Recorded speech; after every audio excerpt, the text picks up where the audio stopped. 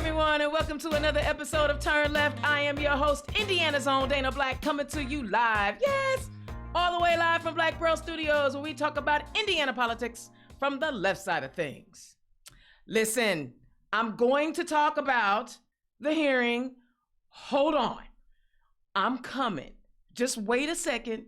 I'm coming. I promise, because, you know, there's a lot to be said about that. That was a whole lot of something, but I'm going to talk about it. But first, you know, I got a rant. Dan Carden of Shelbyville News reports a new state law aims to reduce Indiana's high maternal mortality rate by ensuring pregnant Hoosiers have access to health care services for the duration of their pregnancies and beyond. House Enrolled Act 1140, which immediately took effect March 14th after being signed into law by Republican Governor Eric Holcomb, authorizes pregnant individuals whose family incomes are less than 208% of the federal poverty level to receive low or no cost health coverage.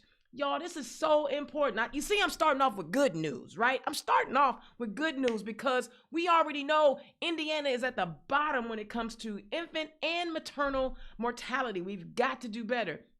So let me give you the eligibility requirements. To be eligible, a one-person household must earn less than, unfortunately, $28,268.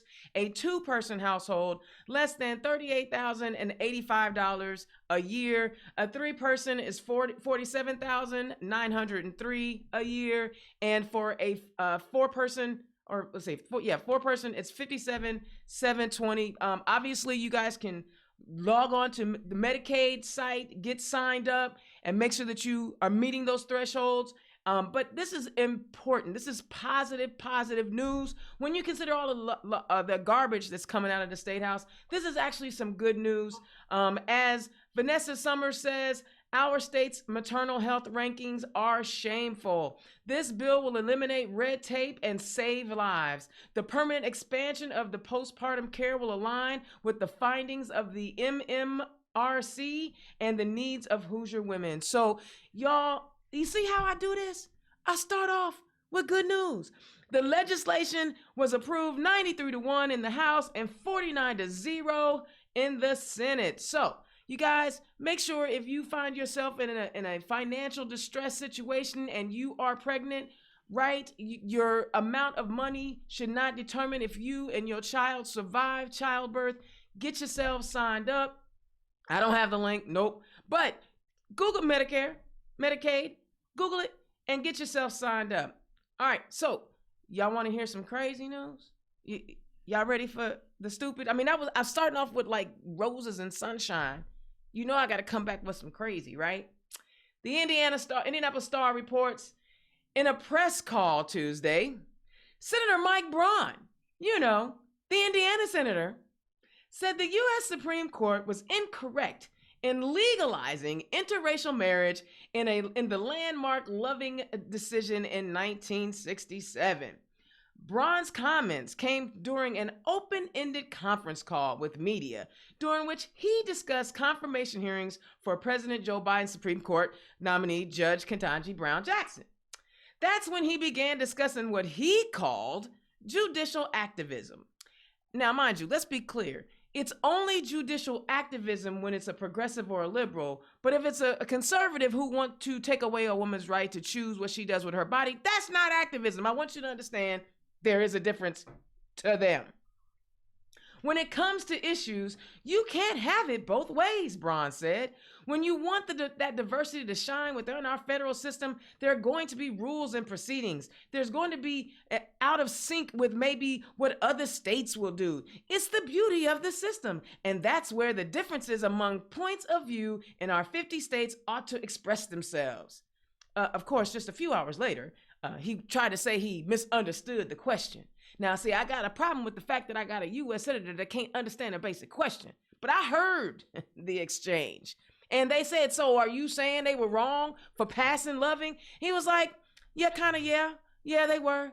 So basically, he was saying that let's be clear. States' rights have always been about the subjugation of people of color. So stop tripping. And the fact that you are saying a state or other people in the state can determine what my rights are, we got issues. And on top of that, there's a lot of people who fall in love with who they fall in love with. The level of melanin in their skin has nothing to do with it. They find a connection. Leave these people alone. Why would you even say that? But see, Mike Braun, being the idiot that he is, once again, another Hoosier, has made Indiana look like we don't have any institutions of higher learning anywhere. Now, our party's chairman, Mike Schmuel, said, who was the chairman of the party, said it was un-American. The United States Supreme Court has affirmed many times that marriage equality in our country extends to any committed couple, regardless of sex, race, orientation, or religious affiliation. And to question that legitimacy questions the very fabric of America and its people. Now, see, normally I would just stop with the Democrat, but the Republican chair had the audacity to chime in as well. In an email statement, he says, rights are so intrinsic that they cannot be left up to states, and one of those is ensuring racial equality. As for my thoughts on the issue at hand, I believe there are some rights that are so intrinsic to us as humans and Americans that the states cannot be left to decide those issues on their own. That includes ensuring racial equality in all aspects of life. Now, I agree with this Republican. I agree with him vehemently. But the problem is they don't practice what they preach. They consistently, in all 50 states, continue to introduce legislation that marginalizes one group or another, or tries to determine what rights are acceptable or not. Trust me, as a gay Black woman, they've attacked every side of me. Oh yes, I'm a Gemini, so that's like 6 of me, because there's 3 on one side and 3 on the other. Yes, they come for me quite regularly.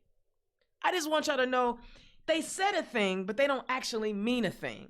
Just like when the Republicans talk about their diversity and inclusion program, and they got this particular individual running around talking about how the party needs to be more inclusive. I'm sorry, I don't understand why anybody would want to be associated with an organization that works vehemently to disenfranchise them and marginalize them in every aspect of our society. Y'all go figure that out. I ain't got time. But on some other good news, because, you know, crazy is just crazy. Let's just follow some crazy up with more crazy. You know, they passed that anti-trans girl bill, and the governor had the, I'm going to say the ovaries, because, you know, balls seem to be in short supply. He had the ovaries to veto that bill. The Indiana House School Athletic Association on Wednesday commended Republican Governor Eric Holcomb's veto of a bill banning transgender females from participating in girls' school sports after the association previously held back from taking explicit stance on the proposal. I can't even talk today, y'all. IHSAA Commissioner Paul Nedig expressed reservations that the proposed legislation only addressed a single gender and the grievance procedure. The flexibility to assess competitive advantage in each unique case, although the association has not had any transgender girls finalize a request to play on a girls' sport. Protecting the integrity of girls' sports is a worthy cause. That said, the specific language included in HB 1041 does not adequately address all of the issues at hand. So, you know, I'm gonna say thank you, Governor. I know that your General Assembly has, for the most part, y'all not been in sync on what the agenda should be, or what it was or what it wasn't for this General Assembly session. And they kind of went off and did some things that you were like, why are we doing this? Thank you for vetoing that. But here's the thing, y'all. May 24th, mark your calendars. May 24th, the General Assembly is going to meet to discuss whether or not they should override the veto, because they have that power. So even though he vetoed it, it is not done. We still have those legislators who are like, we want to make sure that we codify that trans girls are second class, third class, fourth class citizens forever. So mark your calendars. If you can't be a part of the resistance, then be a part of the resistance. May 24th, they're going to revisit this. It's not over. The fight is not over. All right. Did I do enough of a rant? I wanted to get some stuff in there. I want to do some good news and some bad news. But you know how I get excited when it's ladies' night. Indiana's own Dana Black Turn Left. You know I love it when I have, don't get me wrong, fellas. I love y'all too. Y'all know I do. Y'all know I do. But when I get to have ladies' night, especially in Women's History Month, it makes me especially happy. So I have a returning guest and a brand new guest. Y'all, first up, let me introduce to you someone you may not know yet, but she is running in the primary in that newly drawn, newly minted district in the south side of Indianapolis, Senate District 46. Andrea Hunley, welcome to the show. Thank you so much for having me. I'm so happy to be here, and I appreciated your rant. You've been able to say many of the things that have been on my heart and mind this week, so thank you. Always, Dana. That's what I do, right? And I want to take the pressure off of you candidates, because y'all got to go earn votes. I'm just trying to earn listeners. Very different perspective. Very different. And a returning guest, because she ain't never given up. And I love that. She is never going to give up. My girl, she is running in House District 82, Kathy Zoucha. Kathy, welcome to the show. Hello. It's good to see you again, Dana. It's nice to meet Andrea. District 82 has also been newly drawn, so there's no incumbent. Ooh. And yes. So I love it. I love it. It's wide open as well. And I too enjoyed your rant. I would like to point out something about the maternal mortality rate and the infant mortality rate in the state of Indiana has been horrendous for years. And it's something that's been discussed for years, and it's something that really hasn't been worked on for years. And so it's about time that we address the fact that we have too many babies, especially Black babies, who don't make it born, and who don't make it to their because they didn't have good enough care, and then once they were born they didn't survive, or a year after they were born they didn't survive. It's just we need to have better care, especially to lower especially that Black infant mortality rate. Absolutely, especially when you know the people who are in charge, the supermajority, and have all the statewide seats claim to be pro-life. You would think this is a no-brainer, wouldn't you, Andrea? Absolutely. And in Marion County, where we're at in Indianapolis, only 54% of Black women seek care in their first trimester, and it's even lower for Latina women at 44%. And so I'm really hoping that this legislation will increase that access so that more moms will get care early on, which will help with both the infant and mother mortality rate. I love it. So before we get into y'all's campaigns, before we get into the agenda, so y'all been watching the SCOTUS hearings? Have y'all been watching Judge Jackson bring the super cool funk? Tell me, I'm gonna jump in, but y'all tell me what it feels and how are you feeling watching that sister take on all the questions, but she's sitting in the seat. And Andrea, I'm gonna start with you, sis. I'm gonna tell you honestly, Dana, it made me feel exhausted. And because I have been in versions of that seat so many times, and for the same reason that I can't watch the George Floyd tapes, I could not watch much of the hearing because it was just so painful and so frustrating that we still are in a place where a highly qualified, the most qualified person in the room will still be attacked and still be badgered and will still be discredited because of the color of her skin. And so today, of course I, watch when she gets to raise her right hand, and I just sat and allowed myself a moment to just breathe it in and be so proud, not just for Judge Brown, but for all of our ancestors who helped pave the way for her to be where she's at today, and for all the little girls who are watching who can now dream even bigger. The little melanated little girls, honey. Come on now. The little melanated ones. Yes. Kathy? Well, what I thought about was grace under pressure. I was watching her, and whenever she would give an answer, I just thought, oh my gosh, she's so bright, she's so qualified, she's so intelligent, she's she is just so patient. I mean, look at her. That was What is going on behind those eyes? Like, because I'm thinking, I'm talking to the TV and I'm saying that was a really stupid question. And why are you talking about children's books? When do you do that to male judge candidates? Do you go about do you read children's books to male candidates as well? I've never seen that happen before. I just really did see that there was a different litmus test for her than what I've ever seen. And I do watch these hearings. I find them very interesting. Yeah, I find them interesting too, and I've watched as much as I can, and then when I have to stop, I'm literally watching it on YouTube, and I press pause, and I go back and watch. That's how, like, I'm in the bed watching the rerun, right?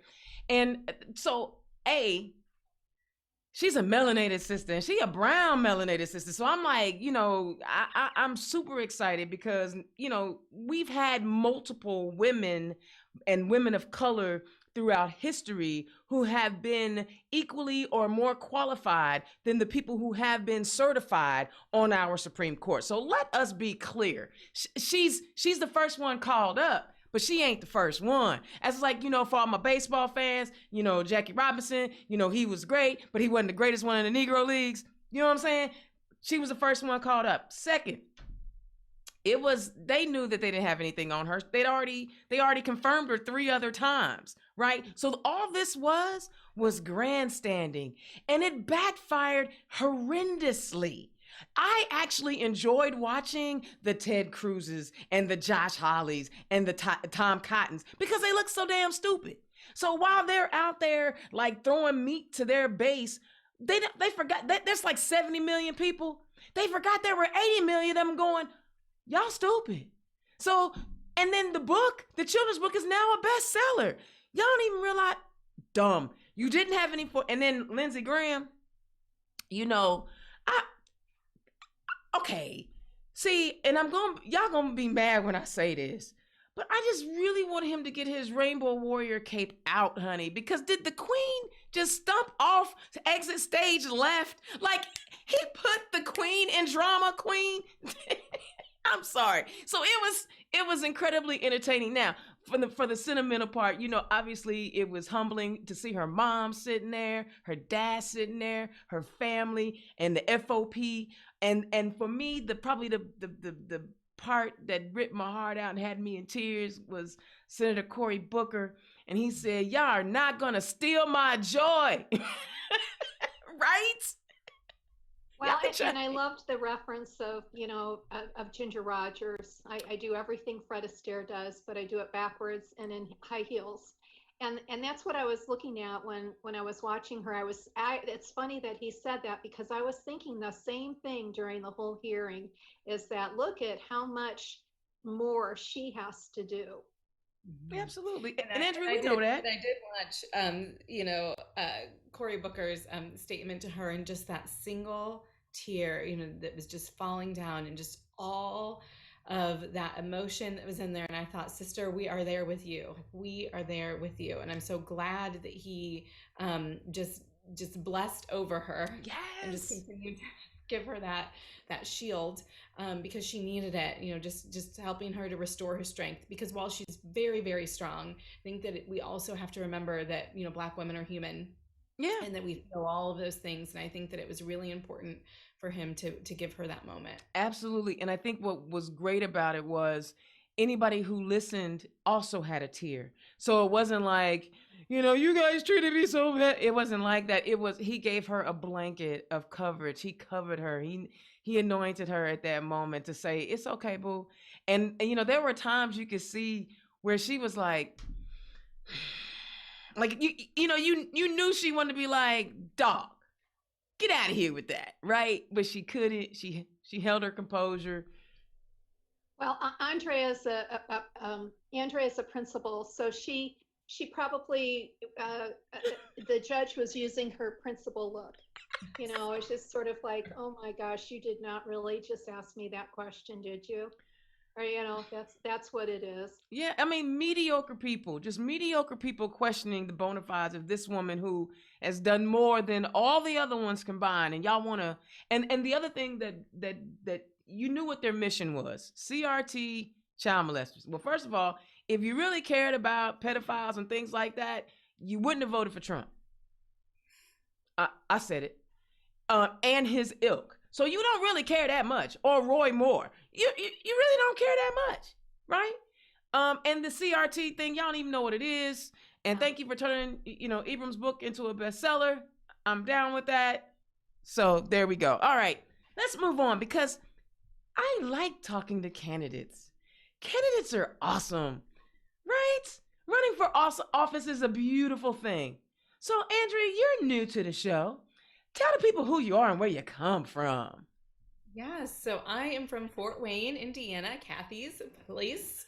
That's where I grew up. I was a child who started out in the foster care system prior to being adopted by my parents, who, thank you very much, Mike Braun, are an interracial couple. They are one of the first generation of interracial couples who could legally be married after the Loving case. And they've been married for nearly 40 years. And so in Fort Wayne, my husband and I met in high school. So we are high school sweethearts. Also interracial couple. Thank you again. We are Indiana. I mean, we have been and we are. I started working when I was 14 at the ice cream shop, scooping ice cream so that I could save up money to go to college. And so I became the first person in my household to attend four-year college. In my freshman year of college, my dad was diagnosed with an autoimmune condition and underwent 8 surgeries in 2 years. Oh, and wow. So I had to pick up more jobs, became a resident assistant, and so I could cover my room and board. But that also meant then I had to take out more student loans that I continue to pay off today. Still have a few more years on those. Just a few? And I know. Look at you. The struggle.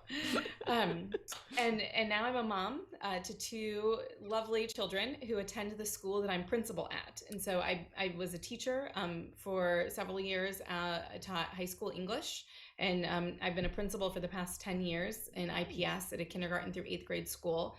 And then my husband and I also own a small business, Second Street Creative, that we do web branding and for small businesses. We should talk. And I know all the things. And then I'm also vice president of the board of my church, and I sit on other boards in town as well. Okay, so look, why did you want to become a teacher? Well, first, let me say this: I'm adopted too, so yay. But why did you want to become a teacher? Because if you had a student like me, you wouldn't have wanted to be no teacher. Listen, I've had students like you. I already have, and I have love for every single child that comes through my door, because I know that every morning those parents send their best version of their child to school, and so that's who walks into our door, and that is who we love. And I have a gift for education. I have a gift for teaching, and I also have a gift for administration. And so, well, part of the reason I became an administrator, though, is because I also have that problem where I think I can do everybody's job better than them, which is like really a problem. And so I kept looking at my principal and going, I could do that job, and maybe if you just did this differently. And then finally they said, get your administrator license. Come on, let's do it. And so then I became an administrator. But I love children, and I love working with families.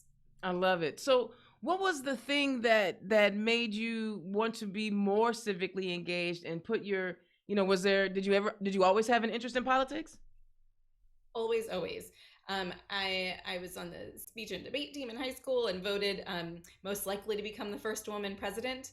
It's just, It's still time. There's still time. Unfortunately, there's still time.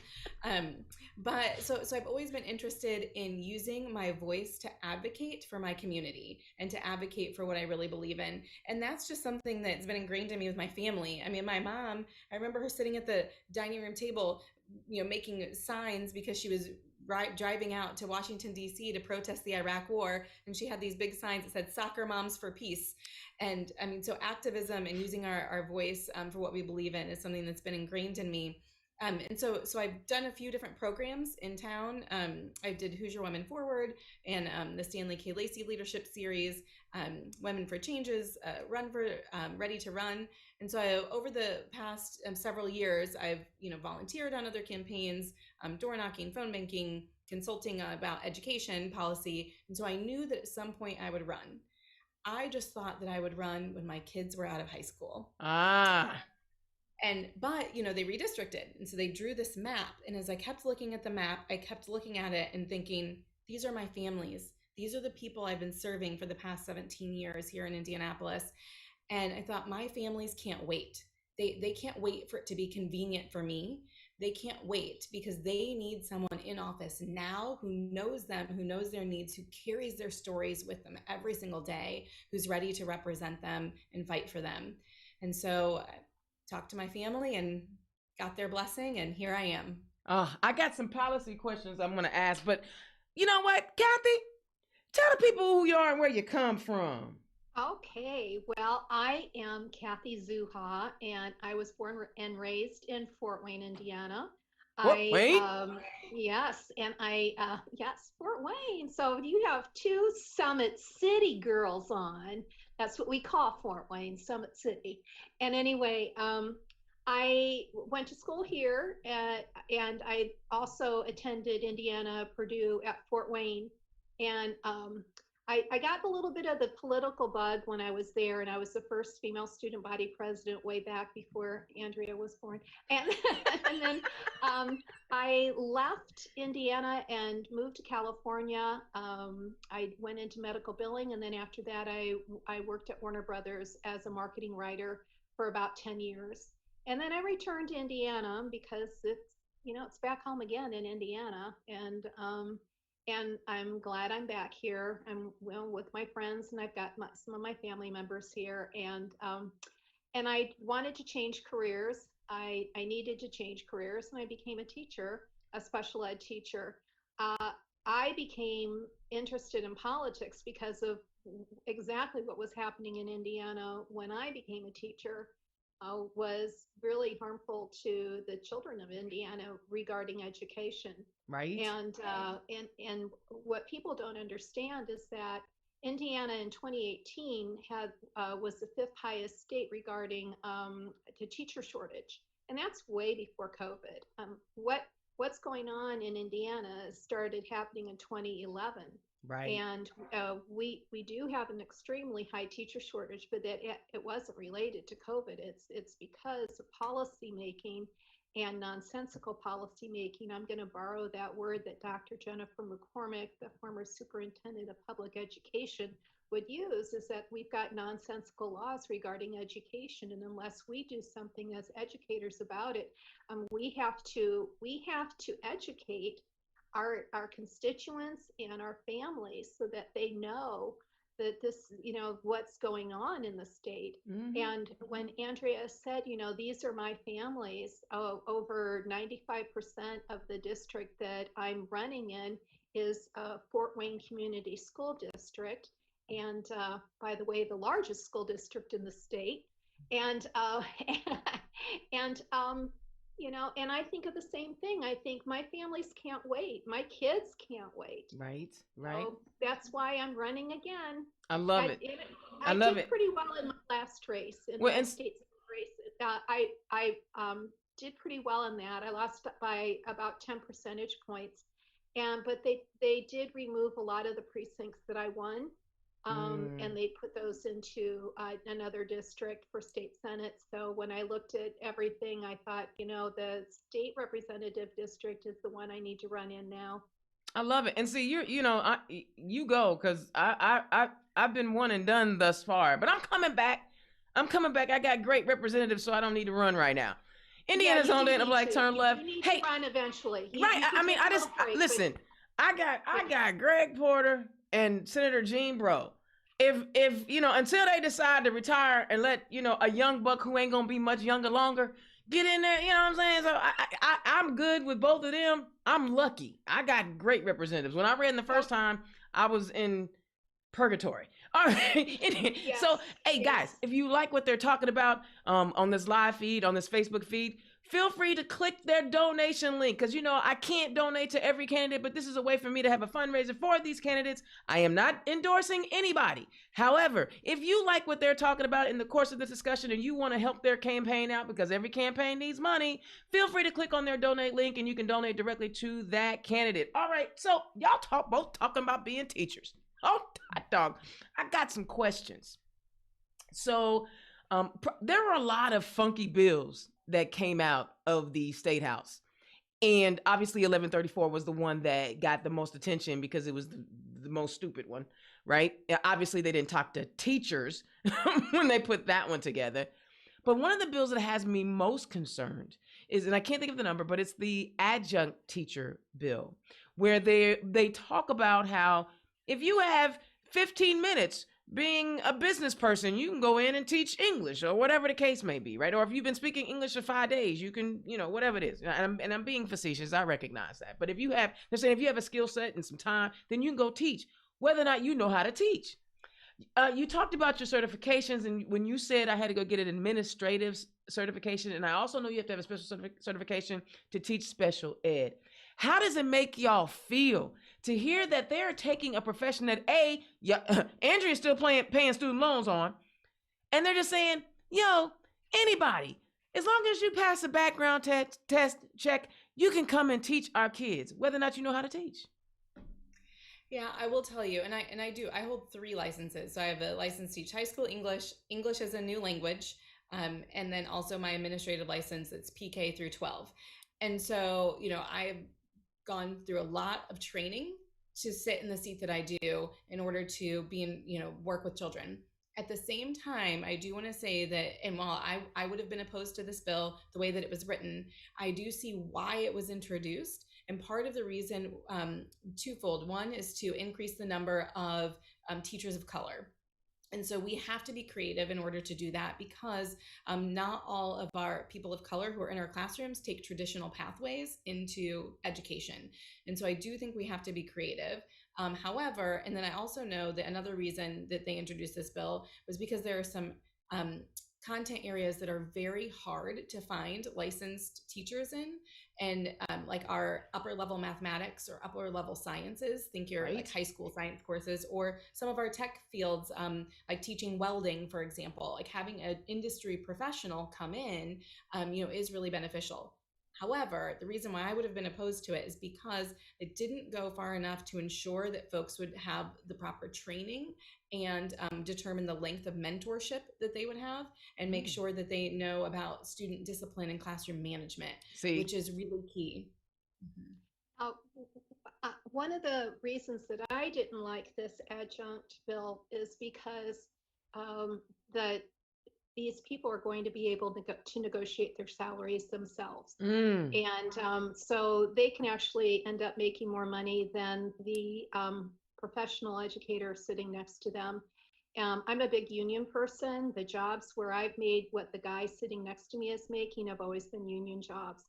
I will also say that somebody asked me about this bill, and I said, nobody wants to be a teacher in Indiana. These people don't want to become teachers. Teachers don't want to be teachers in Indiana.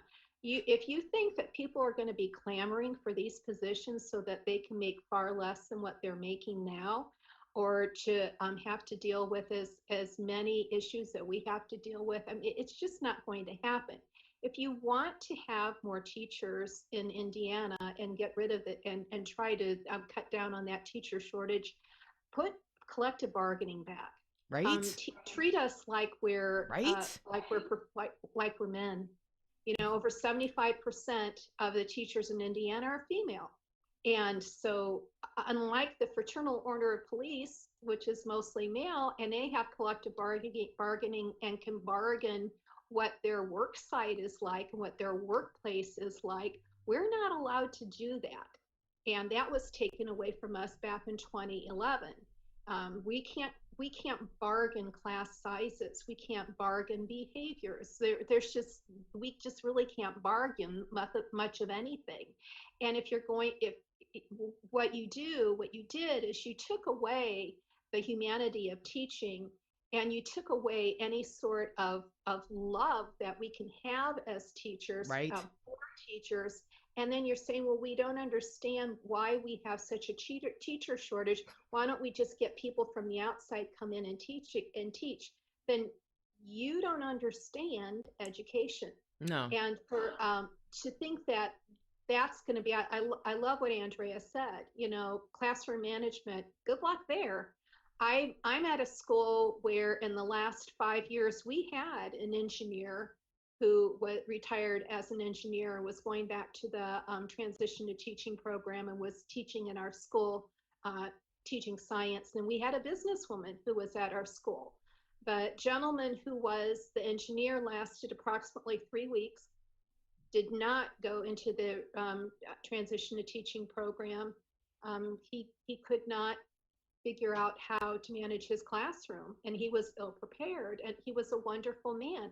And I remember him because I'm the union rep, and I was always trying to help people as much as I could. I remember his asking me after a couple of weeks, do we all have to stay this late every night in order to get our jobs done? And I said, yes, and it's unpaid. And, and then that's when I sort of noticed that this was not what he signed up for. No. And no. Another teacher who was in the business world, and she lasted 2 years, and she's back in the business world. So it's not, it's not something that always works out, and it seems like a great fix, but it really isn't. Yeah. And I think to Dana's other point too about, that it sort of opens a store for anybody to, kind of come in and become teachers. And I just want to make sure that there are safeguards that our highest need kids have the highest trained teachers. And so that's my worry is that in our high need schools where we really do have even more significant teacher shortages and staffing challenges that we aren't just putting in anybody. Folks. Yeah, just anyone. And so I want to make sure there are safeguards in place and that we're monitoring and tracking sort of the data and percentages of folks in the building and the types of licensures that they have. And see, I think the thing that the other thing that got me was, okay, we just lost Intel to Ohio, yes. right? We just lost Intel to Ohio because Intel said they have more college ready and post, undergrad ready people for us to hire from. We are now saying, okay, your K through 12 is where you're going to get your fundamentals of learning, right? It's just the basics, right? And you're saying that we don't even want the best people teaching. And then what'll happen is, like you said, our schools and let's be clear, the ones in lower income, majority Black and brown, are not going to get the best teachers. The best teachers are going to go to private schools or in the township schools or up in Hamilton County or some of those other places where there is a significant cultural difference, right? And when I mean cultural, I mean the environment that they're going to work in, not necessarily just the demographics of the students. But there's higher tax revenue for those locations. Therefore, there's better opportunities, but there's going to be few and far in between.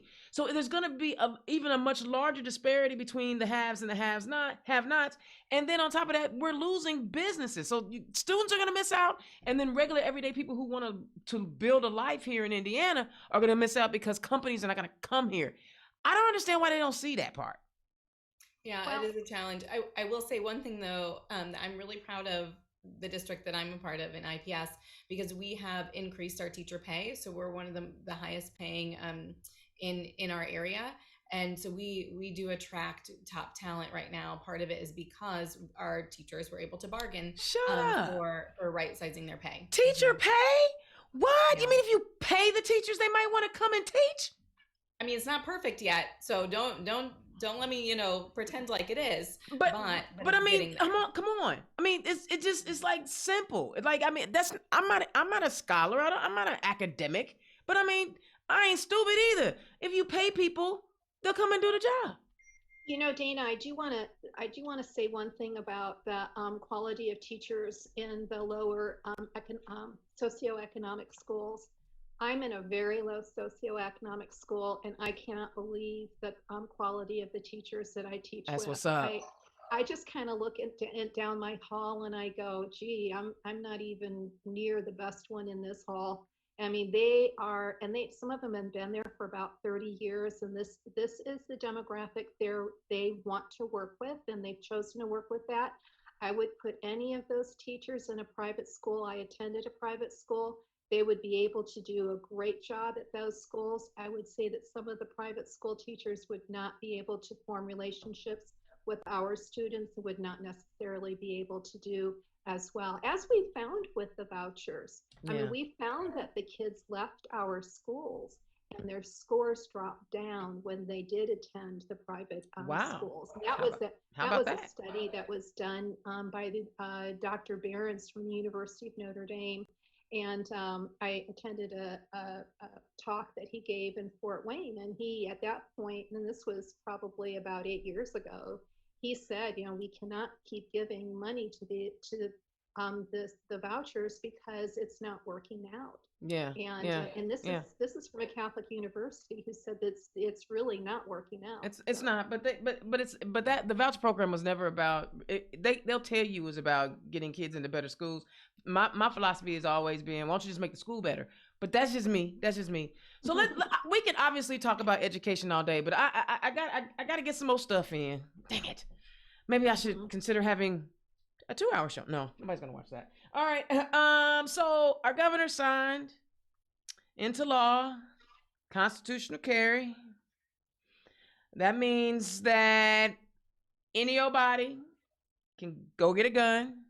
I'm very, very worried about this. This is one of those things that has me petrified as all get out. One, and not for the reasons that you think. There's already plenty of guns on the street, so there's like 5 guns for every human in the country. So but what scares me is that we already know that law-abiding, permit-carrying people of color have been shot down for holding a toy gun in Walmart in an open carry place.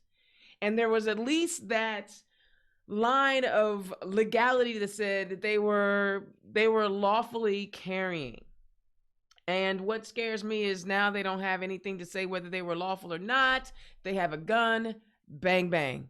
Those are my thoughts on that particular bill. Andrea, what are your thoughts? Well, then we're just going to assume that everyone is armed now, which is problematic if we just approach every situation that way. So I actually testified against House Bill 1077, the permitless carry bill, when it was on the House side and the Senate side.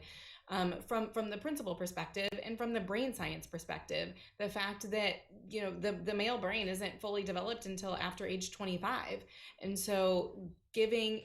Are you sure? Oh wait, are you sure? It could be, because I know Lindsey Graham is way older than 25.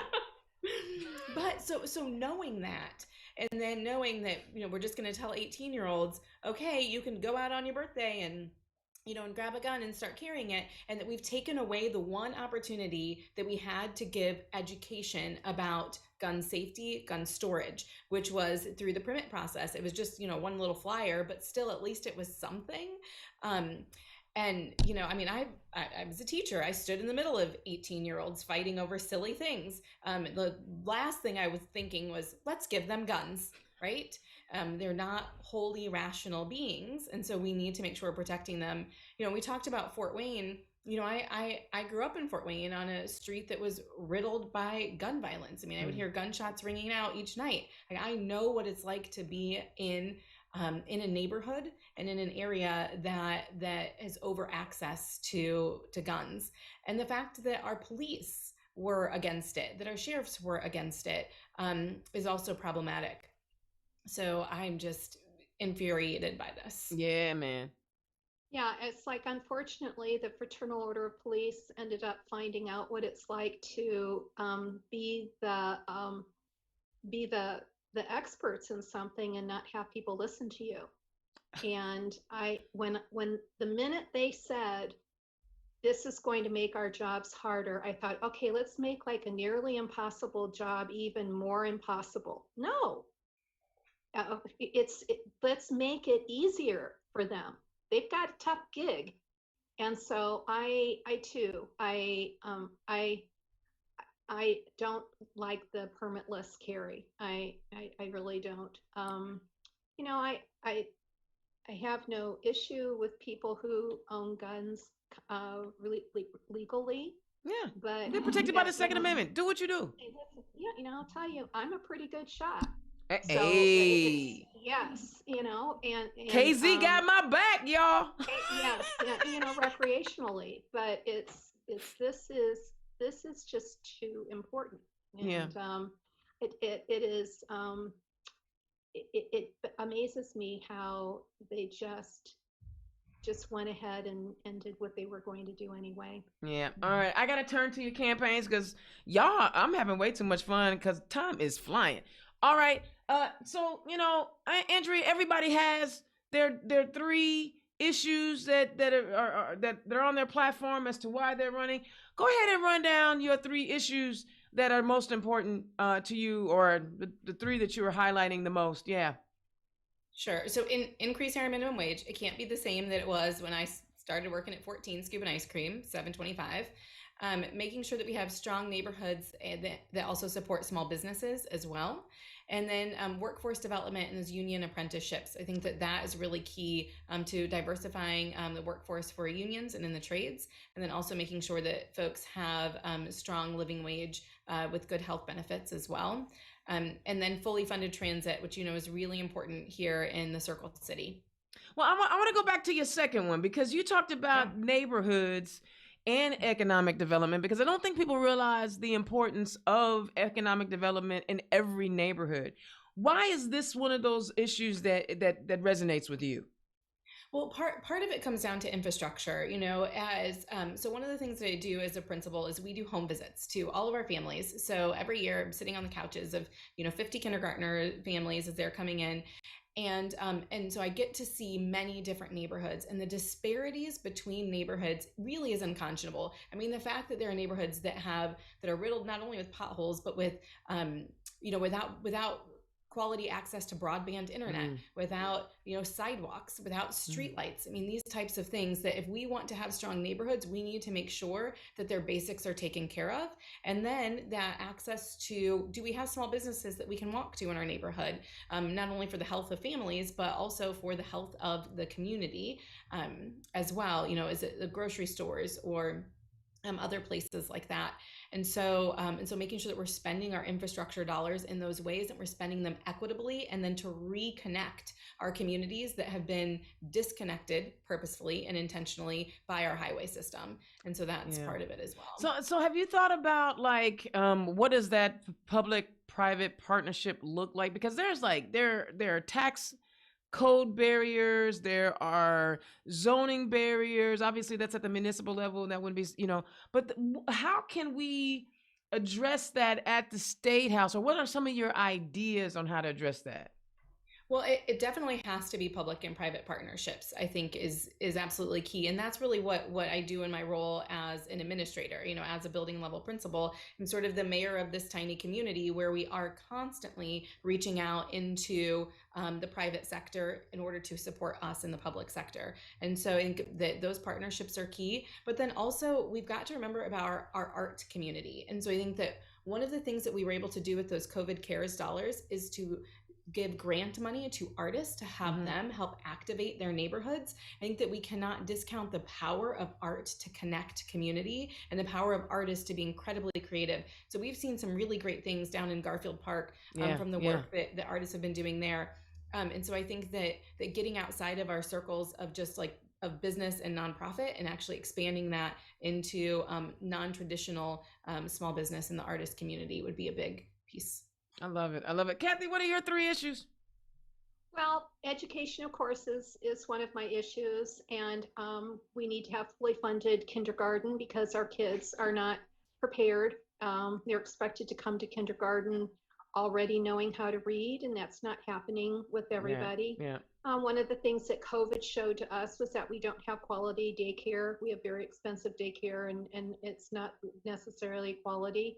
And that when you don't have something like that, it ends up costing the state even more money, and our mothers ended up having to stay home with their children rather than working. And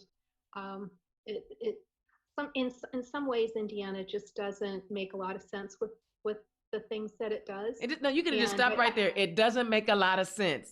Period. right, yes, it just doesn't.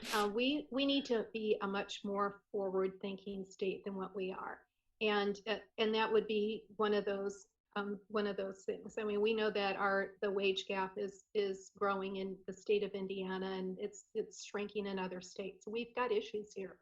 And my last one is just this whole big government. Now we are run by our Republican Party, and the Republican Party is supposed to stand for smaller government. But when I moved from California to Indiana, I just kept explaining to everybody. I said, I believe this is the biggest government state in the country. And people just were like, no, we're a Republican state. I said, no, you have no idea. We are told to everything that we have to do. We are told. And a perfect example right now, what's going on in Indiana, it's been going on for 4 years, and it's been on the news almost every night for like the last year, is that this state legislature had passed a bill. I don't know when they passed it, but it forced municipalities and cities to go with the lowest bid on certain contracts, including the trash contract. And except the city of Indianapolis is exempt from that particular bill. So they always do a carve out for us. They do a carve out for you, and it's so totally unfair. So what's happened here is that we had I remember one of our city councilmen, Glenn Hines, saying, I mean, I was watching it on TV, and he said, this doesn't make any sense. This contract is $2 million a year less than all the other contracts. It's just doesn't make any sense. And you know what? He was right. It didn't make any sense because they were unable to do the job. And so now they've passed another bill that's going to take effect in July, so that we're not going to have to do that. But unfortunately, it's after we have to choose our next trash contractor. I went 4 weeks without having my trash picked up, and I'm not the only one. And I don't blame the wonderful people who work for the company, but the trash trucks are miniature. They're not regular trash trucks. And we all knew something was going to happen. This just didn't make any sense. Quality of trash pickup just it isn't as high as it once was. And yeah, the company that we have now is in bankruptcy. It's out of Texas, and no good came from that big government bill. Well, you're right. I mean, our government it depends on what it is, right? They want to regulate your body. They want to regulate who you can love and who you can marry, but they want unfettered regulation. They don't want any regulation on businesses that can harm us and the environment. So you're right. It depends on what it is. And it's probably the thing and that's why I hope both of y'all win. Or, well, let me say this. I hope we get D's in those seats, because, see, I already had somebody get upset with me because they thought I endorsed. I'm not endorsing. I'm just saying I'm hoping that we get D's in there, because these guys are getting paid off. These people are following the money, and they're not listening to the people who they're supposed to be representing. So when when you don't listen to the FOP, and you know how authoritarian police officers can be, they were ignored. You know, they was in there like, you're not following my orders. You're resisting. You're resisting. And you're right. And there are just a lot of things that we've got to get done, and we got to get things done right away. You get one shot to partner with someone on a bill on your first, after you win your election. You're sworn in. You have your organization day. And Andrea, what's the first bill you want to work on? Well, I would have said it one on motherhood and infant mortality, but we've just got some really great legislation passed. So I would have to say with teacher pay, that we've got to make sure that we do something with teacher pay. Okay. Kathy? You know, I really do want the collective bargaining. I want us to be able to bargain our class sizes and our workplace, because a teacher's workplace is a student's learning place. And I do believe that that would be the first bill that I would really go after. All right, I love it. Now you know what? Time is already up almost. Yeah. So, Andrea, tell the people where they can find you. Yes, I am online on the social medias at Andrea Hunley _IN. So please do follow. Excellent, excellent. You have any events coming up? I do. We're having a party for the people next Thursday, March 31st at 8th Day Distillery. And this will be At what time? You have to come from 5 to 8. Wait. At what time on Thursday? I have Between a thing. 5 and I have a 8 thing. p.m. I have a thing on Thursdays. So it's going to be great.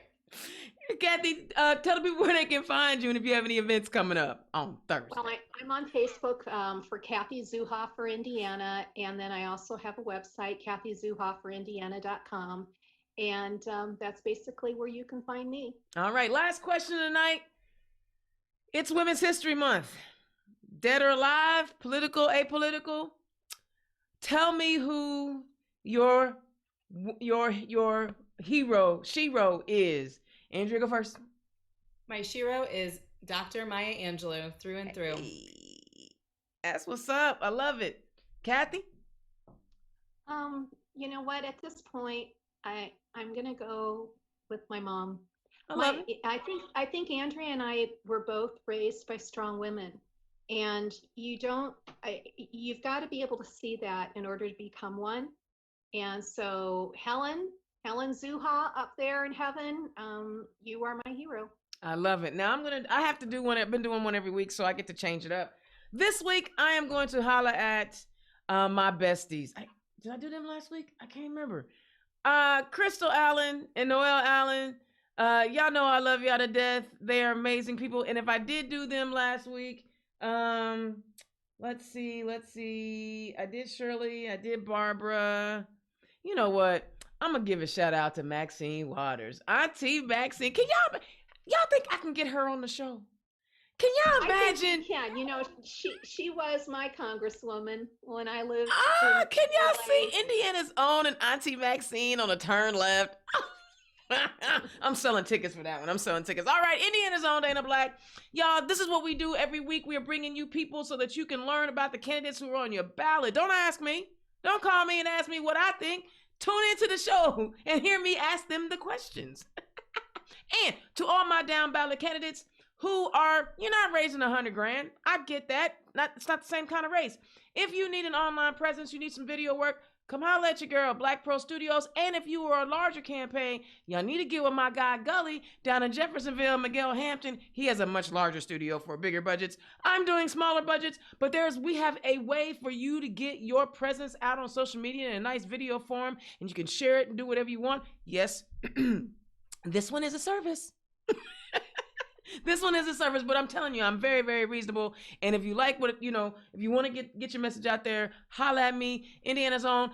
Yo, scan the QR code. It has all of my contact information on it. Scan it. You ain't got to try to memorize nothing. Get your phone out and scan it. All right, Indiana's own Dana Black, turn left. Ladies, thank you so much for joining me. This was a great conversation. It went by way too fast. Way too fast. Y'all are awesome, and good luck in your campaigns. I hope you are as successful as you can possibly be. All right, I have 2 more guests, upper lower chamber again next week, and we're gonna keep chopping it up and talking about the issues that matter to all Hoosiers right here on Turn Left. I'll holler at y'all next week. Peace.